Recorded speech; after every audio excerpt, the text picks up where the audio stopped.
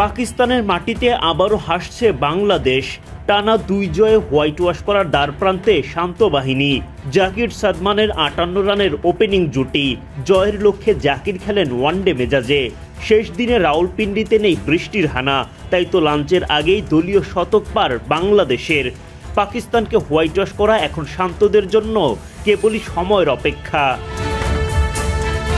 পাকিস্তানকে white wash করতে বাংলাদেশের সামনে লক্ষ্য দাঁড়ায় 185 রান। চতুর্থ দিনের শেষ ভাগে ব্যাটিংয়ে নেমে মারকুটে ভূমিকা নেন ওপেনার জাকির হাসান। তার ব্যাটে ভর করে মাত্র 7 ওভারেই বিনা উইকেটে বাংলাদেশ তোলে 42 রান। যদিও বৈরী আবহাওয়ার কারণে ওই দিন জয় নিশ্চিত করা যায়নি। শঙ্কা তৈরি হয় পঞ্চম দিনের আবহাওয়া পরিস্থিতি নিয়েও। যদিও ভাগ্য সহায়, দিনের প্রথম ভাগ থেকেই রৌদ্রোজ্জ্বল আবহাওয়া। তখনও জিততে দরকার আরও 143 রান। ব্যাটিংয়ে নেমে 2 টাইগার ওপেনার জাকির সাদমান দেন ধৈর্যের পরীক্ষা।